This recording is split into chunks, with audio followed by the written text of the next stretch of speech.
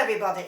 Okay, today I am making whipped soap again. I've got some more bar soaps to make, but today it's whipped soap, so I'm just finishing off some of the base that I've got in here, which is already made in this big bucket, and I need to make a lot more. I get through this stuff like, I'm always having to make it. It takes me probably a day to make as much as I need for a sort of little mini release, but really ideally I need this in stock all the time, but it's just my time, you know, then there's all the other products I have to make, so it's very tricky for me to keep this in stock all the time, but I do my best.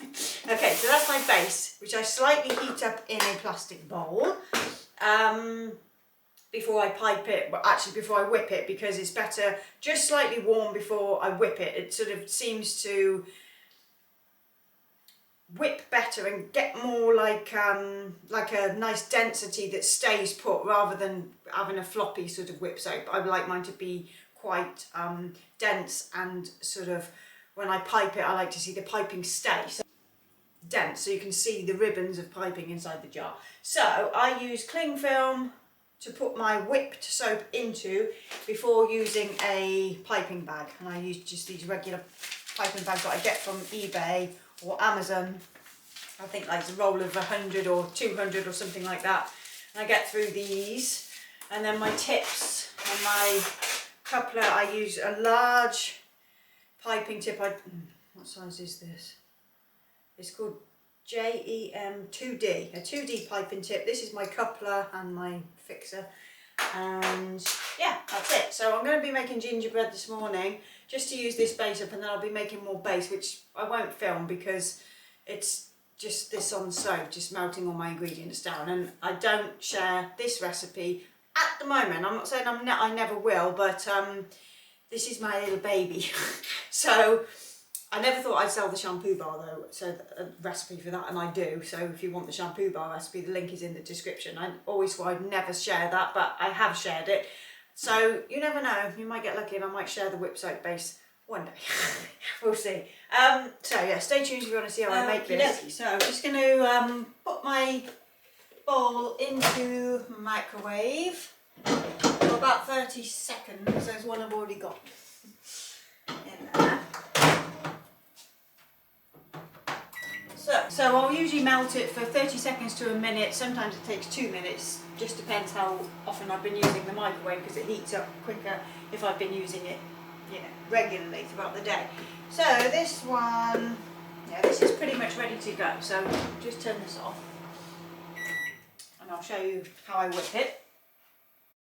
Okay, so I just take it out of this bowl and put it into the mixing bowl. So as you can see, it's kind of a nice soft consistency. Now if you want to make your own whip soap, you can buy the Crystal OPC base, which is actually a really nice product. And I think you can buy that from most soap suppliers in most countries. So just search for whip soap base or Crystal OPC, I think it's called. Stevenson's base isn't, yeah, it's by a company called Stevenson's, so you might find it. I think Nature's Garden do it, Brambleberry probably do it, and here in the UK I think, Sensory Perfection, maybe Naturally Thinking. I can't really remember in this country because I don't buy it, but I know there are places you can get it from. Okay, so in there I'm just going to put a little bit of mica, so we've got some colour, because it's gingerbread. I don't want too much colour, but I do want some colour.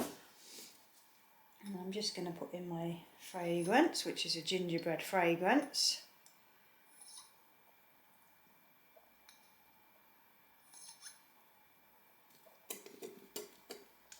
Like so. And then we're going to whip it.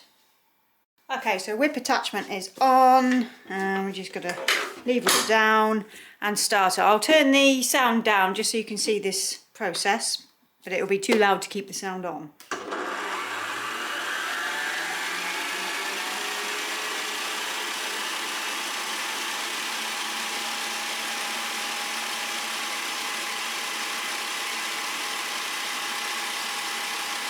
Okay, so about halfway through I will just grab my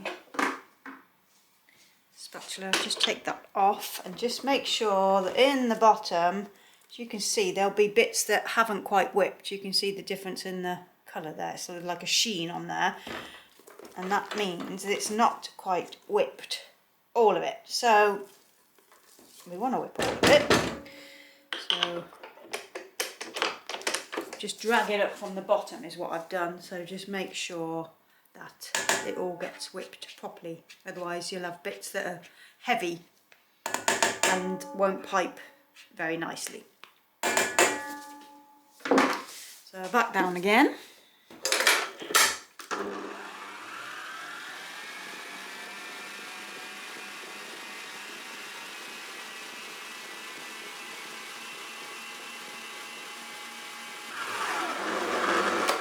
That will pretty much do it. So just take that off, give this a quick tap.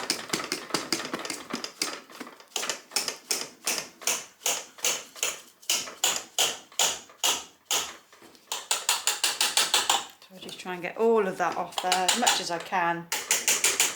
I could do with one of those things that you can use to scrape down a whisk, but I can't find one. Okay, so now it's whipped, we're going to lay out some cling wrap.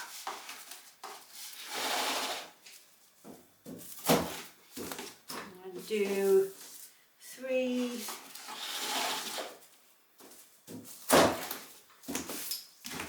lots like that.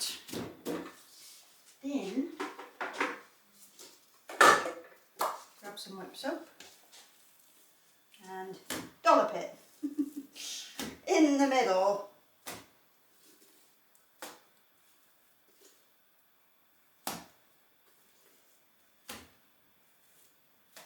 Like that. We'll make 2 of these and just wrap it up.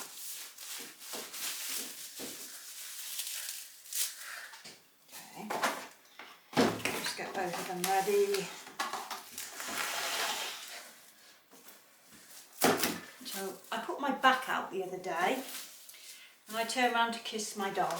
That's all I did. It's always the most stupid of things, and I've always suffered with my back because I have a slight scoliosis at the back, on the bottom base of my back, the base of my back. So this is why the gym is so helpful for me. And lifting weights is so helpful for me because of that. It's a way to strengthen my core. But yeah, the other day I just got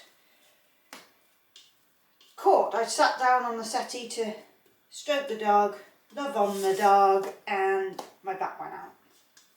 So it's a bit tricky manoeuvring my body at the moment, but it's not too bad today. Although I did sneeze this morning and put it out again. So those who suffer with the bad back, you'll know how horrible that is. It can be quite debilitating at times, but I'm able to stand and I'm able to work. It's best actually to keep it moving than to lie on it, you know. So I just try and do some exercises to make it better. But anyway, that's by the by. Stiff upper lip. Okay, so that's that. Now I'm going to take a piping bag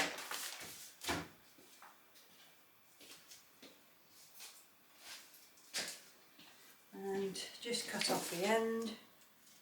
I have filmed doing this before, but you know, if I'm not making soap, then I haven't really got many other videos that I do for you, so I thought I may as well just share this process again, since there's lots of new subscribers all the time and some people don't like going back through old videos, they just want the new ones. So here we go.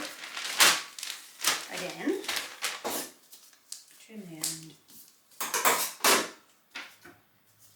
Get my tip on the end there, bring you in a bit for this.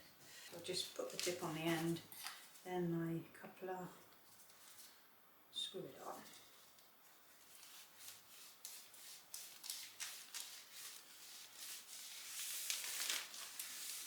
Okay, I'm just going to get my jars ready. Okay, so now we've got our piping bag full. and I squeeze about halfway and keep the top half like that, so it's sort of like a, let's get all that in frame. So I squeeze about half of it and then just start to pipe into the jars. And I kind of know now by eye my weight. So obviously these go in by volume. Just give it a top down. And like that. So there we go, I'll show you one that's already in the jar. Obviously you have to squish it down a bit, but in the jar they do look quite nice. So there's the one I've already made, and on the bottom you can see the piping. So they look really nice, especially when there's all lots of different colours on the shelves and you've done lots of different ones. I just love these products, and I use this every single day at home myself. I use my bar soaps at night and I use my whip soaps in the morning at home, and I do use this on my hair. This is a really, really good shampoo. Really good shampoo. It's got very nice EcoCert approved surfactants in it. It's nothing harsh. So I use sodium cocoa sulfate, and I use a really nice liquid surfactant as well. And there's sodium lactate in here, which is really good for the skin. Amongst other ingredients, which are not going to be disclosed just yet, if at all. I just love this. It's such a nice product to make. So when it's whip soap making time, I'm generally quiet on social media unless I'm posting pictures of what I've done. So the other thing I do in between is I've got this thing that I use. It came with, if you remember, I put the coverings on my worktops. And when you're putting the coverings on the worktops, you get one of these to sort of spread it out. And it's an ideal thing to use for squishing your piping or your frosting, whatever, down in your piping bag. I probably haven't got enough to quite do 5 jars, so I'll have to start and use the other one that I've got made. That's a bit tricky. Just trying to squish it down as much as I possibly can so I don't waste any in that cling film, but yeah. When I get to the end, I sort of just squish the bag and squish the product out as much as I can.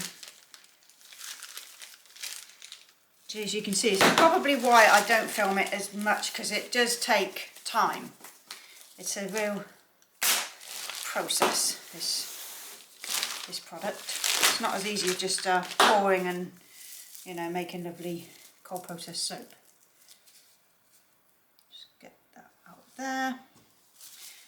Okay.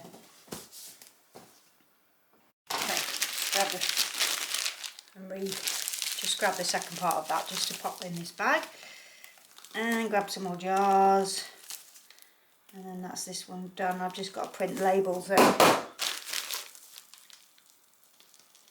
Print labels, put the lids on and stick them on the shelf. So the good thing about this product is it's ready immediately. It doesn't have to cure because it's not made the cold process soap way. This is just a surfactant based soap.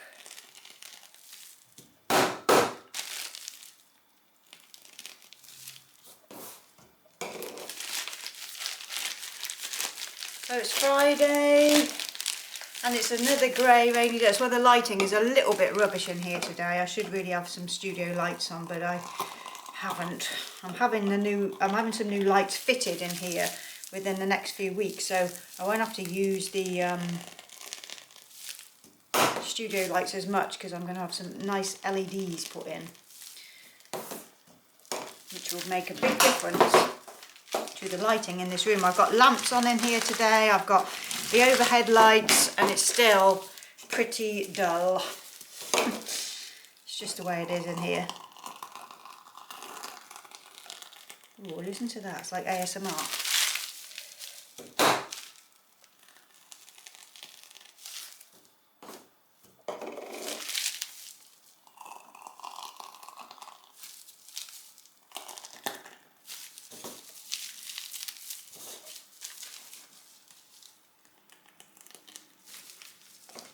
So I've just been watching The Crown. I'm watching that on Netflix at the moment. I'm really enjoying it. I'd already seen series 1 and then I stopped because they changed actors or the actress that plays the Queen. And I really, really liked the first lady, Claire Foy or something I think her name is. I really, really liked her. And then they changed it, so I kind of stopped watching, but I'm getting back into it again. But I'm still only on series 2, so the new one's just come out, hasn't it? I think. Right, we're going to have to make a bit more. So anyway, you got the gist of what I'm doing here. So yeah, I'm watching The Crown. I'm very, very much enjoying it. So while I edit this video this afternoon, I shall have that on in the background. Okay, and thank you for your suggestions that you make for Netflix and Prime and things like that, because it does come in handy. There's things I might otherwise miss if people don't tell me, you know. Okay, that's that one. Okay, now I just grab my lids and I'll show you that people on Instagram, when they've seen that I've made this product, they're always like, how do you put the lids on? Well, you just put them on because you've left enough space in the jar. There's air in there, you see. So you just grab a lid and put it on. I guess it's because they think that you're going to ruin the tops, which you kind of do, but it's still, you can still see in there.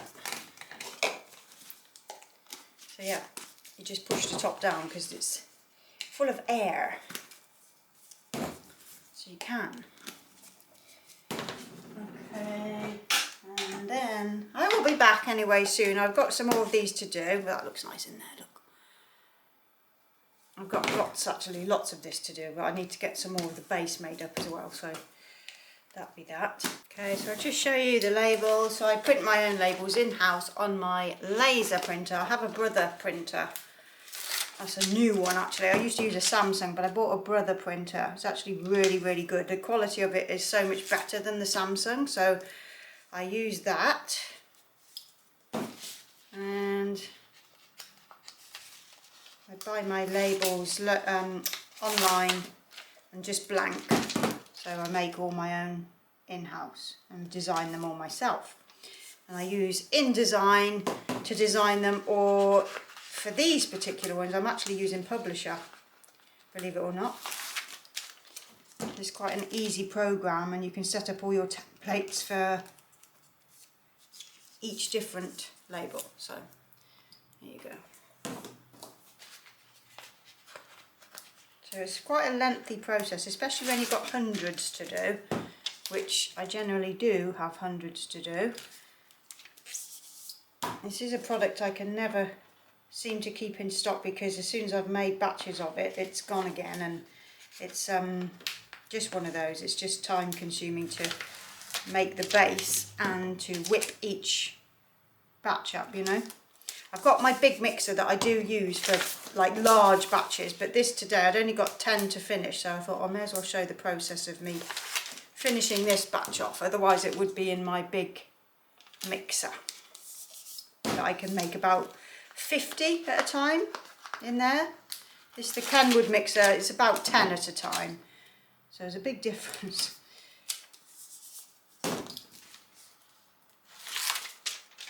So that's that. So I've got to go home in a minute because the dog is at home. She didn't want to go out today. Sometimes she gets a bit like that in the morning. She can be a bit lazy, so she's staying in. And I'll go and get her and she can come back this afternoon if we need to come back for anything. So that is that. So there's my Gingerbread whip soap. Links to my shop are below, and I will see you very soon for the next video. Ta-ta!